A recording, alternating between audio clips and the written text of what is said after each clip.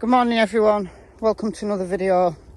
My name is Michelle, hope you're doing well, and I'm going to talk about two different cases this morning. I'm going to just pick up on the video that I made yesterday evening, my time, and give a little bit of a response to that. Because I asked for your guys' comments and I got a lot of them, so I'm going to respond to that. But I want to introduce the Gabby Petito case.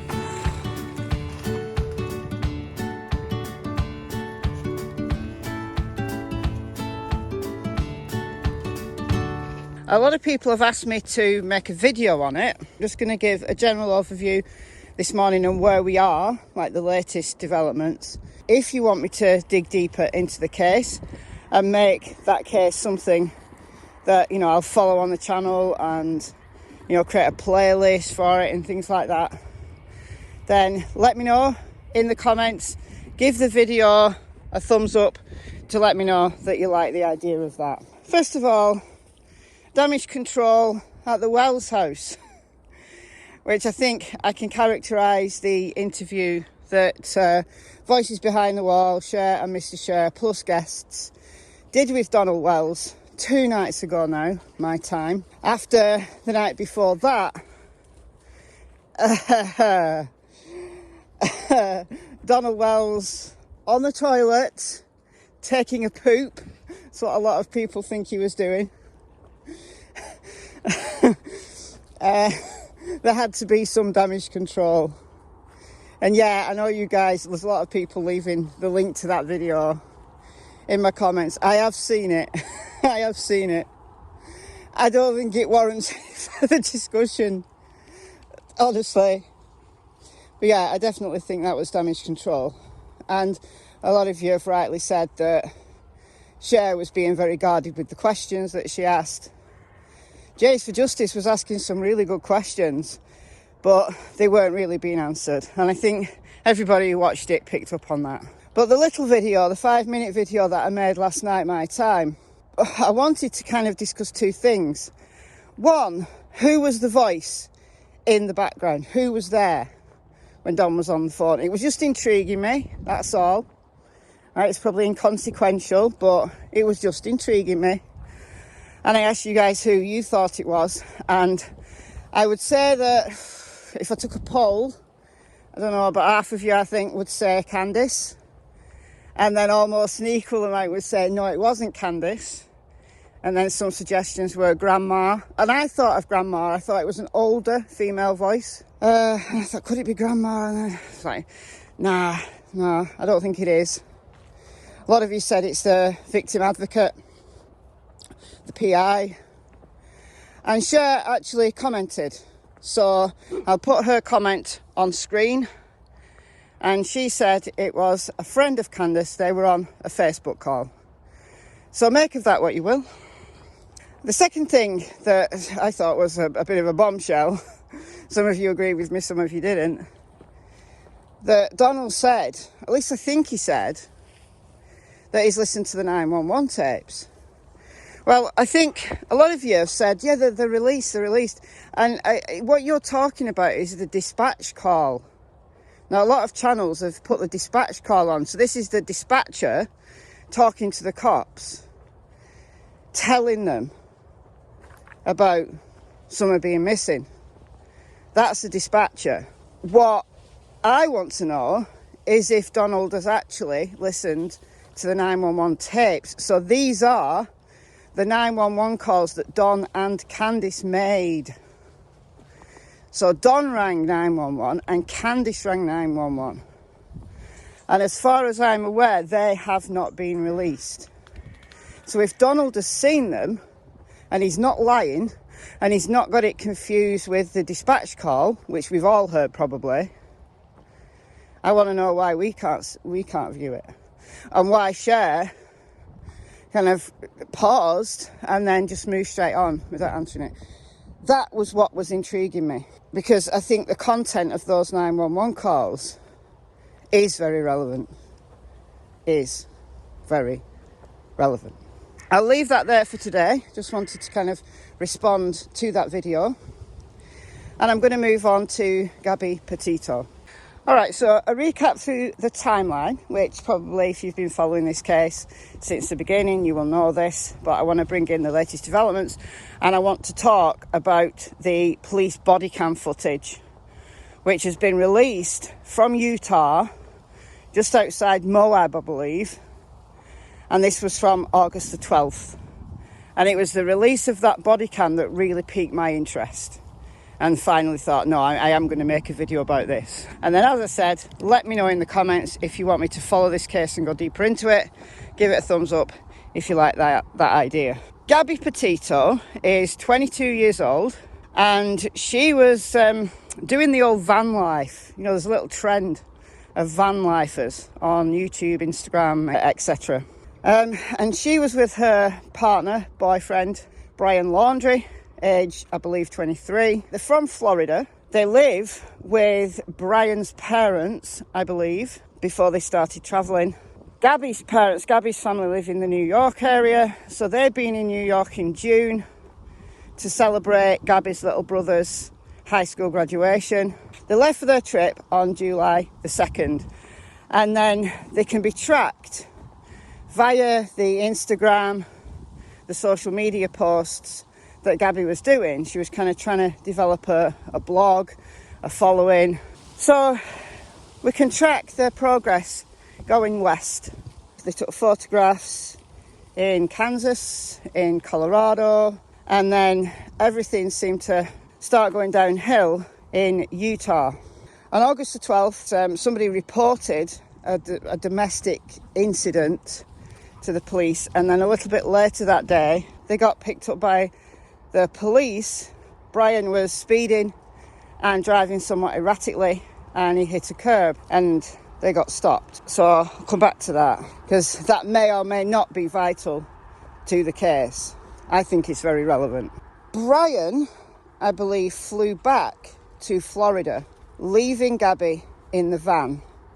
I believe he flew back to Florida on or around August the 17th.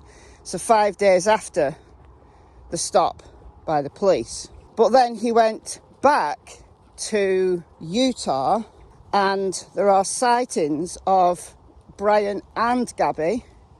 So they're seen checking out of a hotel on August the 24th. I believe that's in Salt Lake City, Utah. They then, on August the 25th, which I think is a key date, Gabby spoke to her family on the phone. And one news report said that a lady is absolutely convinced she saw their van in Teton National Park. I hope I'm saying that correctly. That was August the 25th. So Brian and Gabby were together, definitely on August the 24th. And then we've got the August the 25th confirmation that Gabby was alive and well. Then it becomes a guessing game. August the 30th, Gabby's family got a text message saying that there's no service in Yellowstone. That kind of leads people to believe that she was at Yellowstone on August the 30th. But her family now believe that that really wasn't Gabby. So somebody had her phone on August the 30th. Meanwhile, Brian turned up in Florida. He took the van. So Gabby is now left either in Wyoming or at Yellowstone, depending on, we know for certain on 25th she was in Wyoming, but are we being led to believe she was at Yellowstone on the 30th? Brian arrived home with the van on September the 1st. He was at his parents' home, but he didn't contact Gabby's family, you know, that they'd split up, or he was taking a break, or he didn't tell anyone, which is pretty suspicious. It was only on September the 11th that Gabby's family finally reported her missing. It was common for Gabby not to be in daily contact with them. You know, some of the places they were visiting during this trip were pretty much, you know, they were remote. sketchy cell service. You know, they checked in on her and she did keep in contact with them at least weekly, sometimes several times a week, but they'd heard nothing, so they reported her missing on September the 11th. So it came to light that Brian had been in Florida at his parents' home for 11 days. Brian has been declared a person of interest, but he's, I guess, done the sensible thing.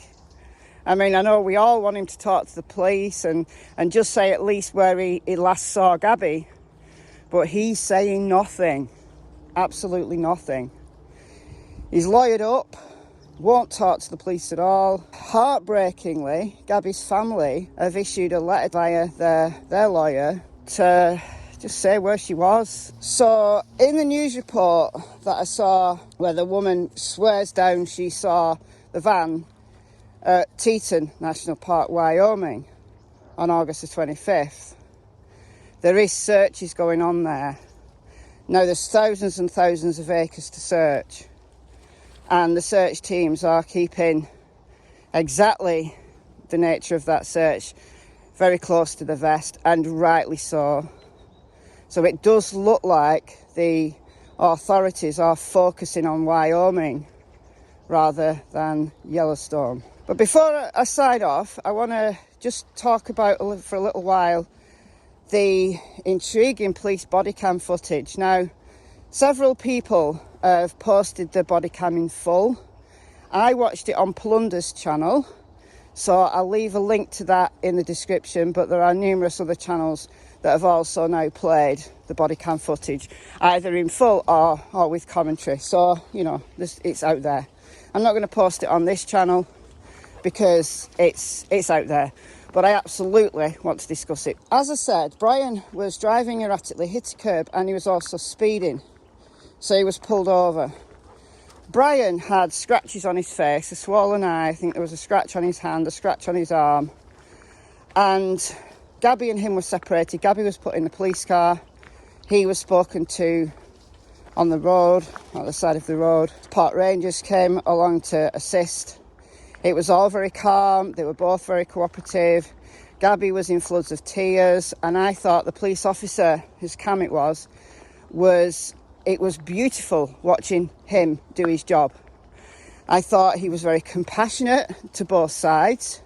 I thought he kept the situation very calm, and just the whole thing made me feel good about policing. Now, I know there has been some criticisms of the police that they should have cuffed Gabby and took her away.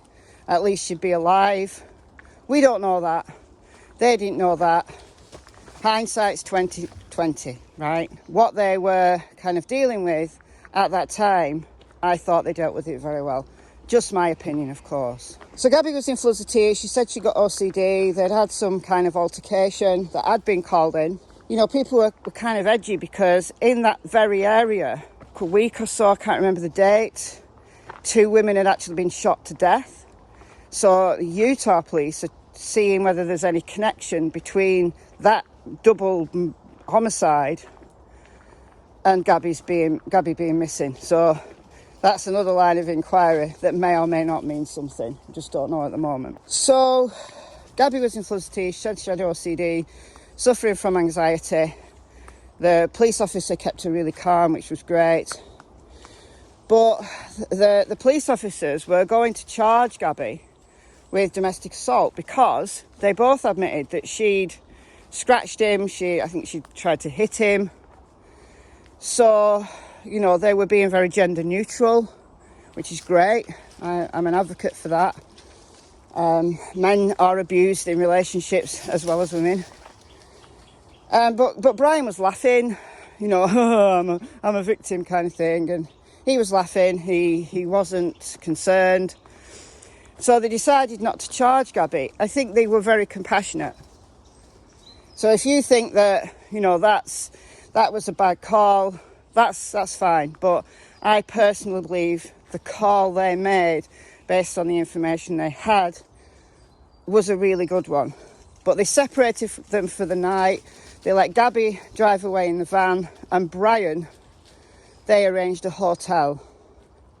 So that was August the 12th. Now, August the 17th, as I said, I believe Brian flew back to Florida, leaving Gabby to her own devices. But she was perfectly well. She was keeping in contact with her family.